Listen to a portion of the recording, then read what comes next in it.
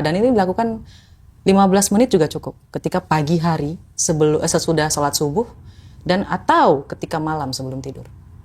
Lalu apa yang menjadi ciri-ciri orang yang sudah lulus dari penderitaan? Mungkin ada ciri-ciri tertentu yang kita bisa lihat. Ada, Mas.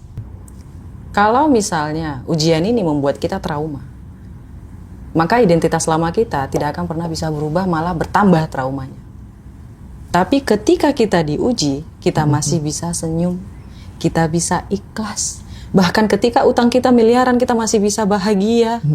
Masih bisa kayak, ya Allah, aku serahkan padamu, tolong bayar utangku. Karena kalau kita melakukan resiko yang besar, hadiahnya juga besar sebenarnya. Kalau mau hadiah besar, resikonya kecil, itu namanya penipuan. Right? Iya, sure. Apakah orang yang sering menyakiti kita itu sebenarnya membawa pesan bagi diri kita, Kak? Yes. Ya. Kan frekuensi bermain. Mereka itu terundang datang ke kita. Karena memang kita tidak menyukai diri kita. Kita tidak merasa layak untuk dihargai. Kita tidak merasa layak untuk dihargai. That's why. Itulah kenapa mereka datang kepada kita. Mereka datang itu sebenarnya pesan dari semesta. Hey, love yourself. Cintai diri kamu sendiri. Maka orang-orang, gini loh Mas, kalau kita nggak mau berubah, orang di sekitaran kita tidak akan berubah. Oke. Sama sekali. Yes. Berarti kita yang harus berubah duluan kan gitu ya? Iya Mas, realitas kita itu berubah ketika kita berubah. Bukan kita berubah, realitas kita berubah. Enggak. Kebalik. Orang anggapnya dunia berubah dulu. Oh aku sukses dulu, maka aku bahagia. Oh aku punya uang dulu, maka aku bahagia. Enggak kayak gitu. Kita bahagia dulu, biar rezekinya lancar. Kita bahagia dulu, biar kita lebih awet muda. Biar kita lebih sehat. Biar orang-orang ikut bahagia dengan melihat senyuman kita, bahagia kita. Tapi kalau mukanya murung, lalat aja takut ya. Aduh. Oke Kak, kira-kira nih, sampai kapan pola hidup kita yang selalu berulang-ulang ini akan berhenti? Selamanya. Jahat ya Mas ya? Selamanya. Kalau kita tidak berani melangkah, bahkan 1 sentimeter aja, maka selamanya kita akan di situ. Kalau kita nggak berubah dari umur 30, umur 30 adalah dampak dari umur 20. Umur 40 adalah dampak dari 20 ke 30. Kalau misalnya yang nonton ini umurnya sudah 30 sampai 40 atau 50 dan tidak memilih untuk berubah, maka that's it. Di 60 dia akan menyesal. Tapi kalau umur 60 dia masih mau berubah, maka hidupnya berubah. Tapi ketika umur sudah matang, yang mereka cari bukan lagi harta benda Mas, tapi kenyamanan, kebahagiaan, kayak gitu. Dan ini bisa digunakan. Ketika seseorang melakukan law of mirror Mas, gila itu luar biasa Mas. Bahkan pasangannya, temannya, tetangganya, semuanya itu ikut bahagia ngeliat dia. Oke. Kalau melakukan itu ya dampaknya luar biasa. Berarti kita berguru pada yang sudah berlalu. Yes. Untuk jadi lebih baik, lebih confident, lebih berani untuk menghadapi dan mengambil semua kesempatan yang mungkin kita bisa dapat. Iya. Kalau misalnya masih sedikit bingung, bisa ditulis di dalam kertas. Ini saran aku kalau misalnya teman-teman yang ada di luaran sana mau belajar tentang law of mirror, teman bisa ambil kertas. Apa yang paling dominan di dalam pikiran kita? Apa yang sering kita alami? Mana yang lebih dominan? Apakah kita dominan gagal atau sukses? Bagaimana kisah percintaan kita? Lebih sering ditinggalkah, dikhianatikah, diselingkuhikah? Bagaimana pertemanan kita? Apakah kita berada di lingkungan toksik atau tidak? Itu bisa dilihat. Kalau misalnya lingkungannya toksik, terus sering ditinggalkan selingkuh, terus keluarga nggak baik, terus rezekinya seret, coba lihat, look at yourself, lihat dirimu sendiri, berarti ada yang salah di situ. Berarti ada yang harus diperbaiki. Dan itu harus diruntut Mas. Dan saya memang pendukung jurnal tangan. Saya tidak mendukung jurnal untuk tulis di HP atau di tablet. Oke. Karena ketika kita menulis ya Mas ya, buku itu dari kertas ya Mas ya. Kertas itu hanya satu-satunya kalau nggak dari bambu, dari kayu. Benar. Dan itu ciptaan langsung dari Sang Pencipta. Dan itu mengeluarkan energi. Oke. Ya, dan kita itu pertama. Yang kedua, kita jauh dari gadget. Itu lebih ke relaksasi. Ketika kita menjauhkan gadget sebentar, kita fokus untuk menulis, hanya kita dan diri kita, ini lebih kayak me time. Waktu untuk diri kita sendiri tuh kita nulis, tenang, hampa, dan ini dilakukan 15 menit juga cukup. Ketika pagi hari, sesudah sholat subuh, dan atau ketika malam sebelum tidur. Mungkin awal-awal para penonton nulisnya mungkin tentang keluh kesah gitu ya Mas ya. Tapi perlahan, lama-lama kelamaan mereka akan menulis apa yang mereka inginkan. Bukan keluh kesah lagi ya? Enggak. Karena ada unsur yang natural tadi. Karena udah lepas. Di jurnalnya udah lepas Mas. Oke. Udah tenang. Nah ketika tenang dia mulai berpikir, enak kali ya pulpennya belinya yang mahal. Enak kali ya bukunya yang mahal. Enak kali ya AC-nya yang lebih ini biar enak gitu, nyaman nulis gitu loh Mas. Jadi kayak secara natural kayak naik kayak gitu. Oke. Kita kan dari tadi bicara sesuatu yang sudah berlalu atau guru masa lalu. Nah sekarang yang jadi pertanyaan, antara musuh dan guru lebih jujur mana? Musuh. Musuh dan guru lebih jujur mana? Lebih jujur musuh. Why? Musuh ini yang mana dulu nih Mas? Trauma? Kalau trauma, yes, Mas bisa lihat dari bagaimana respon orang lain. Sebenarnya bagaimana diri kita di dalam ini bisa kita lihat dari bagaimana kita direspon sama orang lain. Kalau orang lain bahagia ketika ngeliat kita, berarti kita orang yang sudah berdamai sama dirinya sendiri Mas. Orang tua kita ngeliat kita tuh bahagia, senang. Ketika kolega kita melihat kita tuh bahagia gitu loh Mas. Pasangan kita ngeliat kita tuh bahagia gitu. Itu sudah mencerminkan siapa kita. Dan sebenarnya ya Mas ya, kalau misalnya kita negatif, mereka ini itu bakalan memperlihatkan yang jujurnya. Kayak gitu. Situasi, kondisi, atau hal, atau peran orang lain, respon orang lain terhadap kita. Itu guru dan musuh di saat yang bersamaan. Lalu dengan kita bicara lanjut nih, masalah orang kan banyak yang berkata saya ini menderita. Jadi dari kecil kita diajarin untuk jauh dari penderitaan. Tapi sebaliknya, penderitaan yang lebih dekat dengan kita, kok bisa seperti itu? Iya, karena kan identitas selamanya bilang aku ini menderita, aku terlahir miskin. Sudah keluar-keluar dulu. Iya. Dan direspon gitu.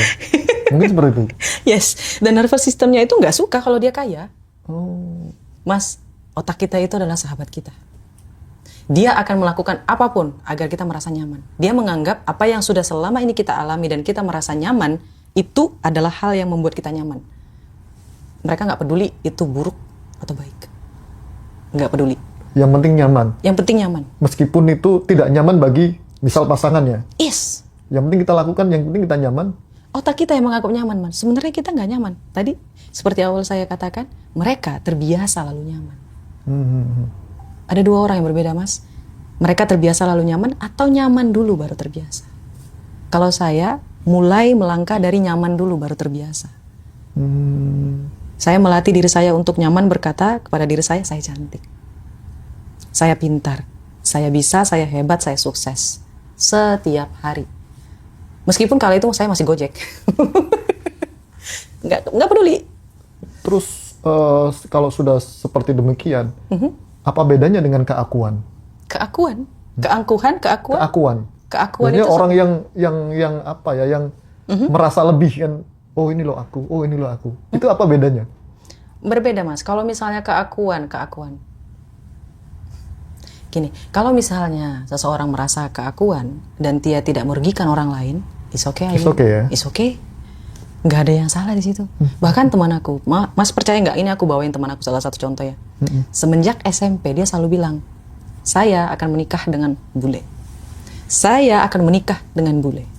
Saya akan menikah dengan bule. Serius, dia menikah dengan bule. Orang kaya pula. Oke. Selalu, Mas. Dan Mas tahu yang paling luar biasanya apa lagi? Kalau orang bilang, itu namanya angkuh. Yes, dia angkuh.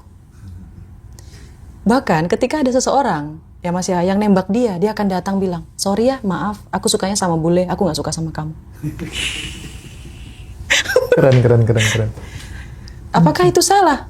Enggak. Kalau dari kacamata saya, gitu ya Mas ya, enggak, itu nggak salah. Selagi tidak merugikan orang lain. Kan membela diri sendiri. Yes.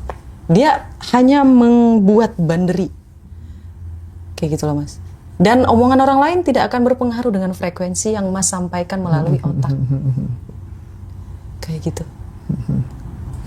Oke. Lalu apa yang pelajaran yang hanya bisa datang lewat penderitaan, bukan lewat kenyamanan? Penderitaan. Apakah ada pelajaran semacam Ada itu? dong. Ada ya? Ada dong. Kita nggak akan tahu kita merasa bahagia kalau kita nggak ngerasa menderita dulu. Harus menderita dulu. Mas tahu nggak bedanya lapar sama kenyang? Kalau lapar, karena belum ada isinya. Sakit nih. Kalau kenyang? Kalau kenyang ya, ini sudah penuh, sudah merasakan kenyamanan. Kenyang dulu atau lapar dulu? Lapar dulu. Yes.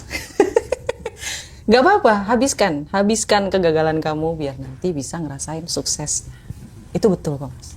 Jadi menderita dulu nggak apa-apa, nggak masalah. Makanya tadi saya bilang, saya kehilangan apa? Apa yang saya kehilangan? Nggak ada. Saya udah miskin. Ya udah menderita aja sekali-sekali. Yang penting saya nyoba dan saya nggak mau menyerah. Karena saya yakin saya akan duduk di tempat yang saya seharusnya. Kayak gitu. Itu keakuan, yes. Apakah orang bermasalah? Nggak peduli. Penting saya nggak ngerugiin. Lalu apa yang menjadi ciri-ciri orang yang sudah lulus dari penderitaan? Mungkin ada ciri-ciri tertentu yang kita bisa lihat. Ada Mas, ada. Yang paling pertama itu adalah senyumnya.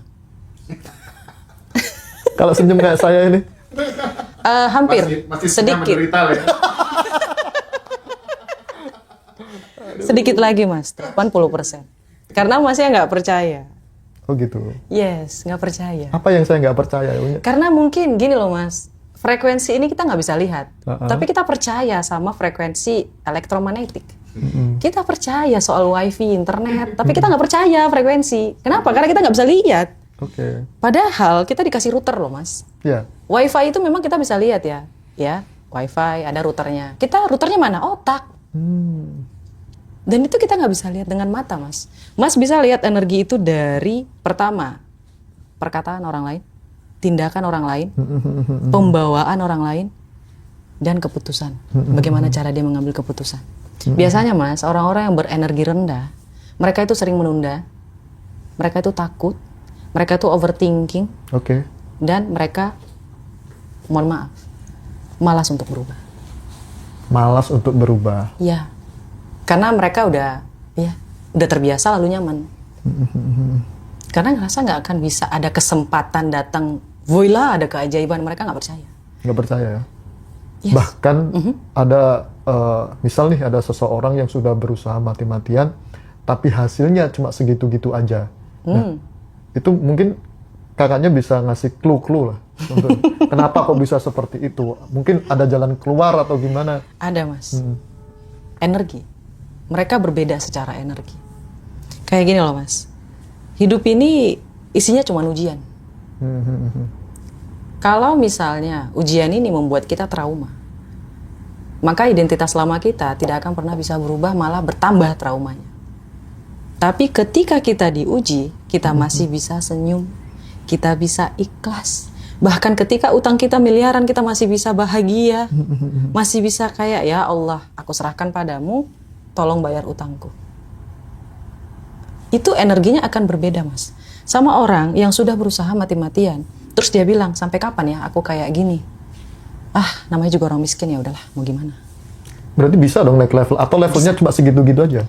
Selama dia nggak bilang, kayaknya aku bosan sama hidup ini, aku mau berubah dan aku mau merasakan hal yang lebih lagi. Aku nggak pantas ada di sini, aku pantasnya ada di depan, aku pantasnya ada di atas, aku pantasnya lebih hebat dari sini. Dan aku merasakan hal itu Mas. Oke. Kira-kira ada nggak batin yang masih menolak keberhasilan? Ada dong. Gak terbiasa Mas. Kalau misalnya kita maaf ya bawa satu orang ya, mungkin beberapa orang mungkin agak tidak suka. Timothy Ronald. Oke. Dia pernah mengeluarkan statement, cobalah kopi 80.000 di hotel lobby. Di lobby hotel. Banyak orang yang skeptis. Banyak orang yang menolak pernyataan itu. Tapi aku setuju. Why? Bagaimana ceritanya kita tahu kain sutra kalau kita nggak megang? Oke. Bagaimana kita tahu sesuatu hal kayak begitu bentuknya kalau kita nggak tahu hal itu ada? Kita merasa kita tidak mampu menjadi kaya karena selama ini kita ada di environment miskin, Mas. Dan itu jadi sekat ya? Yes, Ibarat ya kayak kita tuh kalau bisa diputar ulang, ini kayak katak dalam tempurung. Dia tidak bisa melihat hal yang orang lain lihat. Itulah yang membuat dia merasa dia akan miskin selalu, Mas. Dia ngerasa dia nggak bisa. Karena dia nggak ngelihat. Coba, berani. Yang tadi saya sampaikan. Dan keberanian itu, Mas, disukai oleh keberuntungan. Besok aku beli limosin dah. Nah, nggak usah beli, Mas. Coba aja dulu. Kan bisa 1 jam. Pegang-pegang. Oke, berarti itu sebenarnya sangat penting ya bagi alam bawah sadar kita ya. Penting. Biar kita bisa mengingat. Kalau orang lain mengatakan law of attraction itu menginginkan, kalau saya mengingat, Mas. Oh, Kalau Mas menginginkan, masih ada rasa skeptis, masih ada ekspektasi, masih ada keinginan, masih kayak berharap kayak gitu.